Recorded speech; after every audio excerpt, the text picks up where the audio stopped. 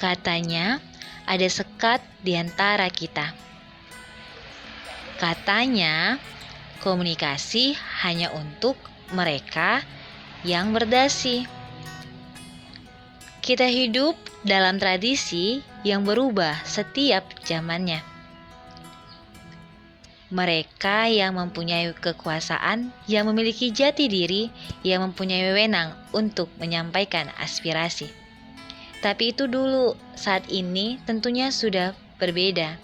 Kita punya hak yang sama untuk bersuara, bebas berekspresi menggunakan sebuah bahasa. Bahasa yang kita gunakan tentunya mencerminkan siapa kita, bukan hanya tertuang dari mulut kita, tapi juga dari tindakan kita. Sama dengan komunikasi, berteologi juga bisa dilakukan semuanya.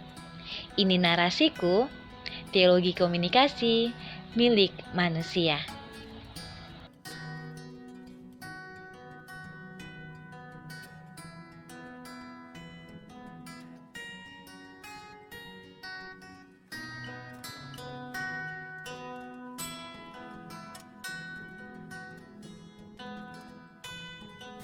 Selama mengikuti perkuliahan teologi komunikasi 1 semester ini, saya mendapatkan banyak pelajaran dan juga bahan perenungan pribadi.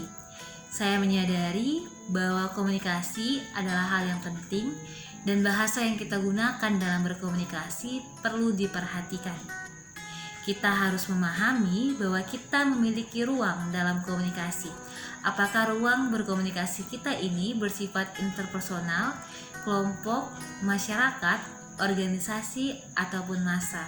Ketika kita telah menyadari ruang kita dalam berkomunikasi itu apa, maka kita harus menyesuaikan bahasa yang kita gunakan.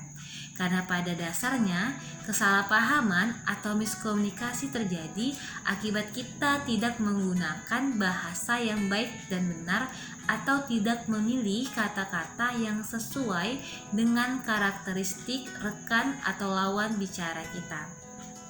Dari pemahaman ini, saya berpikir bahwa pada akhirnya komunikasi ini bukan hanya bersifat verbal atau kata-kata, tetapi juga bersifat nonverbal, di mana kita bisa menyampaikan apa yang kita rasa lewat dari ekspresi kita, lewat dari gerak tubuh kita dalam berelasi dengan orang lain. Dan hal ini tentunya menunjukkan bahwa komunikasi itu memerlukan kedekatan dengan orang lain atau dengan lawan bicara kita, karena tampaknya kita tidak akan dapat sampai kepada sintesis ketika kita tidak memiliki dialog dua arah kepada rekan kita. Walaupun kita menyadari bahwa konflik pasti akan terjadi karena akan ada pertemuan antara tesis dan antitesis, tapi ketika kita bisa menyikapinya dengan rendah hati, maka kita akan bisa menjalin komunikasi dua arah yang baik, yang saling memanusiakan. Dan hal ini tampaknya sesuai dengan prinsip komunikasi yang disampaikan oleh Habermas, bahwa kita harus berkomunikasi bukan sebagai hubungan subjek dan objek, tetapi sesama subjek yang saling memberikan kesempatan untuk berekspresi dengan bebas menjadi dirinya sendiri. Karena bahasa yang kita gunakan, komunikasi yang kita sampaikan menjadi tolak ukur atau menjadi indikator siapa kita sebenarnya. Hal ini yang kemudian saya refleksi dapat menjadi persiapan bagi saya untuk kelak menjadi seorang pemimpin dalam masyarakat ataupun juga dalam gereja.